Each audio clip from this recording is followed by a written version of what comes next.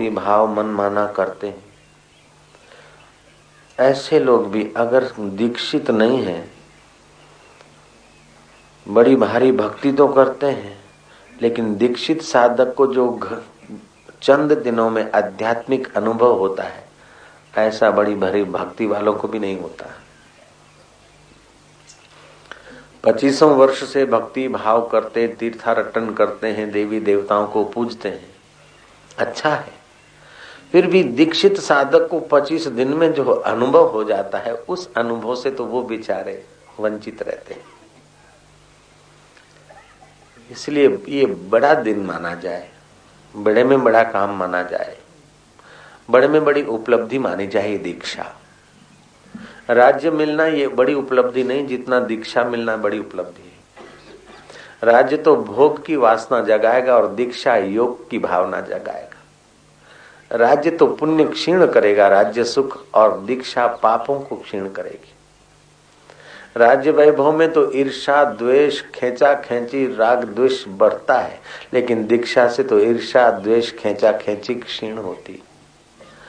राज्य सुख मिलने से और कई दुख साथ में आते हैं, लेकिन दीक्षा का सुख मिलने से और कई दुख अपने आप भाग जाते हैं।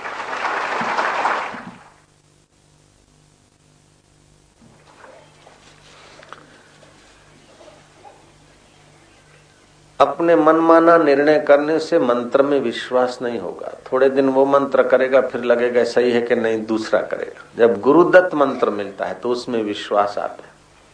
10 साल जप किया और मंत्र से विश्वास उठ गया, गुरु से विश्वास उठ गया, तो साधक वहीं पहुंच जाता है जहां से उसने शुरू किया था। कानपुर में एक सेठ किसी गुरु के पास आते थे। एक दिन उदास सेठ का चेहरा देखकर गुरु ने कहा, क्या बात है? बोले, छोरे बोलते कि जब से तुम गुरु के पास जाते हो अपना धंधा चौपट हो गया।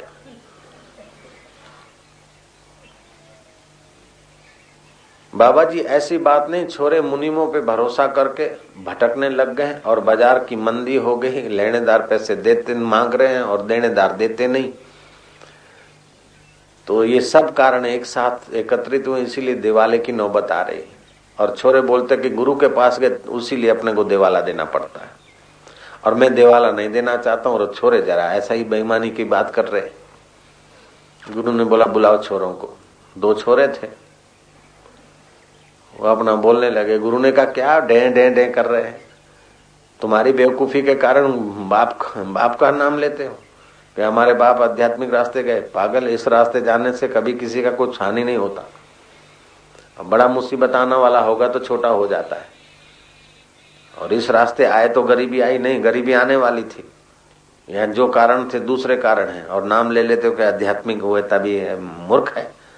तो वो कुछ का कुछ बोलने लगा। बाबा जी क्या बोले, जा साले डेंडे डेंडे कर रहा है सुबह सुबह, जा डेंडे जपेगा सब ठीक हो जाएगा बच्चा।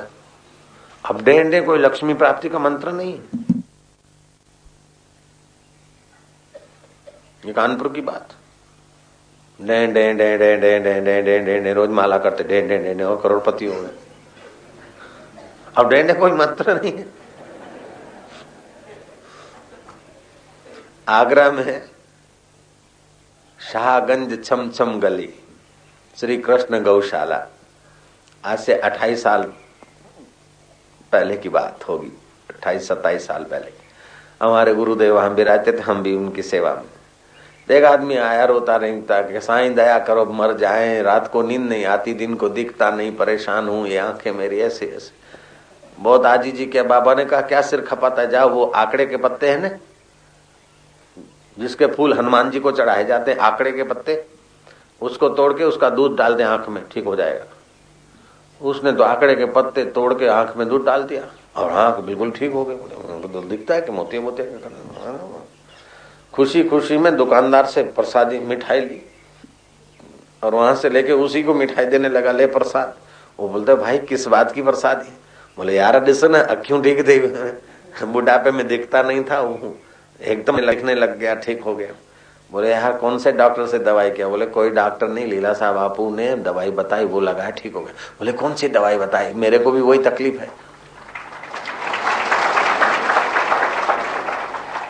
बोले, बाहर दवाई तो सामने थी, अपने देखो सामने अक्को प्यार न ये आंकड़ा है ना, ये जो तुम्हारे दुकान के सामने आंकड़े नहीं लगे हैं, वही आंकड़े के पत्ते तोड़ के दूध डाल दिया, जरा ठीक हो गया।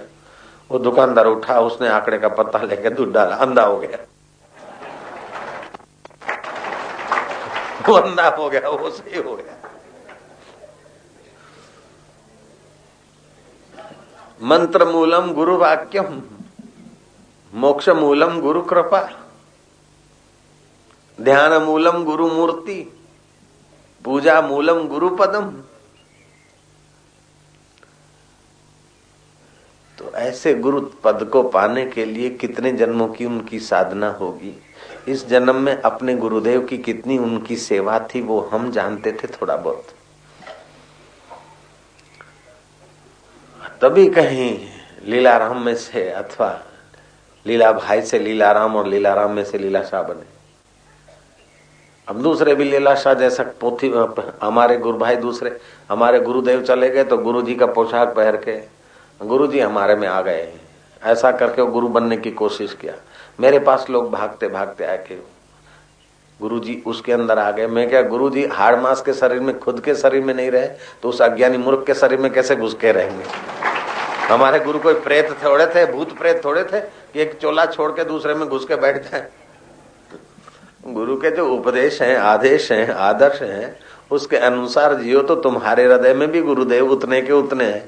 केवल उसने गुरुजी की यूनिफॉर्म पहन ली और वो गुरु हो गया, इस चक्कर में मत पड़ना। मैंने तो मेरे गुरुदेव की यूनिफॉर्म नहीं पहनी, तो गुरु कृपा जैसे लेनी है उनका उपदेश लेके उनके कपड़े पहन लिया, उन जैसी दाढ़ी मुंडा दी और उन जैसा फूमता बांध दिया, उससे गुरु बनने की।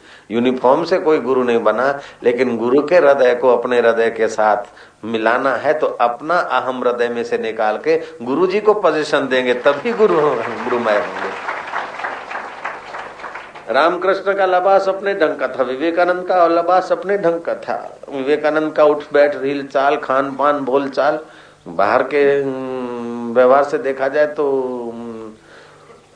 रामकृष्ण से बिल्कुल थोड़ा अलग सा था, लेकिन अनुभूति रामकृष्ण की, उनका हृदय रामकृष्णमय हो गया। सत्संग करते करते, गुरु की महिमा करते करते उनका हृदय साक्षी देता था कि गुरु कृपा है।